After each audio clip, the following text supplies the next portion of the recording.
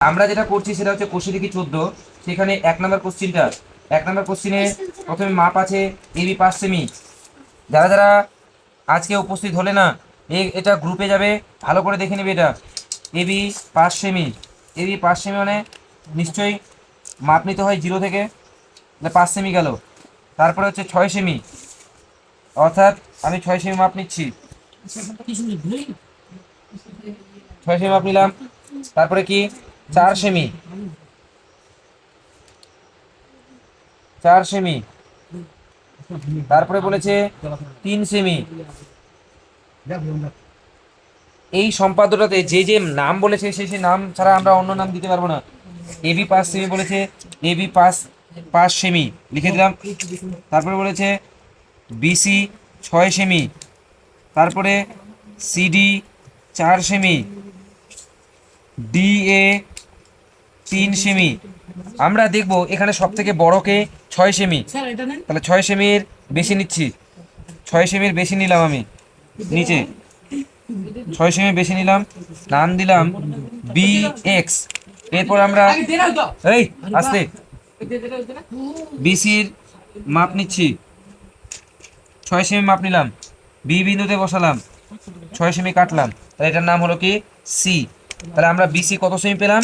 6 semi. তোমরা লিখে দিতে পারো, নাও লিখে দিতে পারো, আমি লিখে দিচ্ছি বুঝে সুবিধার জন্য।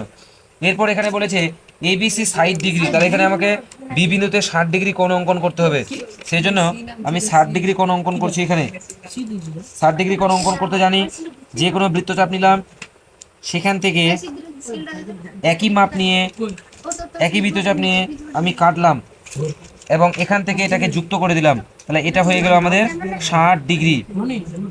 এটাকে আমি উপরে উঠিয়ে দিচ্ছি, এটাকে উপরে উঠে দিচ্ছি। এটা কত ডিগ্রি হলো? 60 ডিগ্রি হয়ে গেল। তাহলে বি বিন্দুতে আমার 60 ডিগ্রি কোণ অঙ্কন হয়ে গেল। এরপর আমরা এ বিন্দু পাইনি এখনো, বিসি পেয়েছি, এ বিন্দু পাইনি। তাহলে আমরা 5 সেমি নিব। এবার কম্পাস দিয়ে 5 সেমি, কম্পাস দিয়ে 5 সেমি বি বিন্দুতে 5 সেমি, তাহলে এটা হয়ে যাবে এ। তাহলে দেখো এখানে এ এবং বি আমাদের 5 সেন্টিমিটার পেয়ে গেলাম। তাহলে বিসি হলো 6 সেমি, এ বি হলো 5 সেমি, কমপ্লিট। চলে আসছি আমরা এবার ডি বিন্দু থেকে খুঁজে বের করবো। তাহলে ডি বিন্দু থেকে খুঁজে বের করার জন্য সিডি আমরা মাপ নিব, সিডি 4 সেমি। তাহলে আমরা সি বিন্দুতে বসাবো। এবার সি বিন্দুতে বসালাম, তার বৃত্তচাপ নিলাম এবং ডি এ মাপ নিলাম 3 সেমি। এবার এই বিন্দুতে বসাবো, এই বিন্দুতে বসালেই আমার এটা ডি মান পাওয়া গেল। তাহলে এই দুটোকে যোগ করে দিব, এটা এবং এটা যুক্ত করে দিলাম, এডি যুক্ত করলাম এবং সিডি যুক্ত করে দিলাম, সিডি যুক্ত করে দিলাম। তাহলে আমার এডি হলো 3 সেমি আর সিডি হলো 4 সেমি। তাহলে আমাদের পুরো যে চতুর্ভুজটা, সেই চতুর্ভুজটা অঙ্কন হয়ে গেল। এরপর যে কাজটা সেটা হচ্ছে এ এবং সি এর আমরা কর্ণ অঙ্কন করব, অর্থাৎ চতুর্ভুজটার কর্ণ অঙ্কন করছি। তো এখানে আমি এ সির কর্ণ ধরলাম, এসিকে কর্ণ টেনে, এসিকে কর্ণ টানলাম। এই এসির এবার আমরা মাপ নিব কম্পাস দিয়ে, এসির মাপ নিলাম, ডি বিন্দুতে বসালাম, ডি বিন্দুতে বসিয়ে, ডি বিন্দুতে বসিয়ে আমি একটা অর্ধবৃত্ত অঙ্কন করলাম, মানে সরি অর্ধবৃত্ত বলতে অর্ধচাপ অঙ্কন করলাম। এই অর্ধচাপটা এসির মাপ নিয়ে ডি বিন্দুতে বসালাম। এবার আমরা এডির মাপ নিব বা ডি এর মাপ নিব, মাপ নিলাম, সি বিন্দুতে বসাচ্ছি, সি বিন্দুতে বসিয়ে এখানে একটা অর্ধবৃত্ত অঙ্কন করে দিলাম। এরপর কি করব আমরা, ডি এবং যে অর্ধবৃত্তটা পেয়েছি সেটাকে আমরা যুক্ত করে দিব, এটাকে আমি যুক্ত করে দিচ্ছি, এটাকে যুক্ত করে দিলাম এবং এ এবং আরেকটা যে বিন্দু সেটাকে আমি যুক্ত করে দিচ্ছি।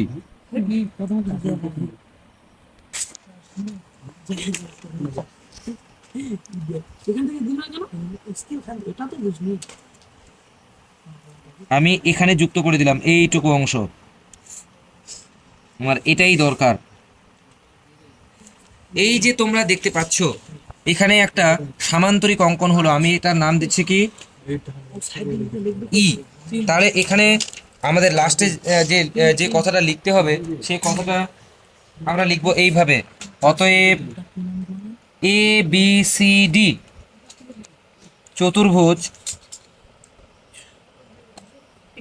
চতুর্ভুজ এ বি সি ডি এর সমান ক্ষেত্রফল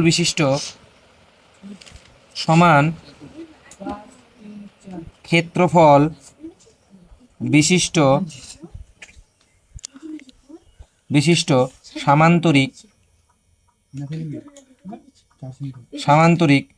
সামান্তরিকটার নাম কি? সামান্তরিকটার নাম হচ্ছে এডিসিই। এইটুকু করে দিলেই এটা এডি হবে, তো এডিসিই, তাহলে এইটুকু করে দিলে তোমরা 5 নাম্বার পাবে। এই হচ্ছে আমাদের এটা।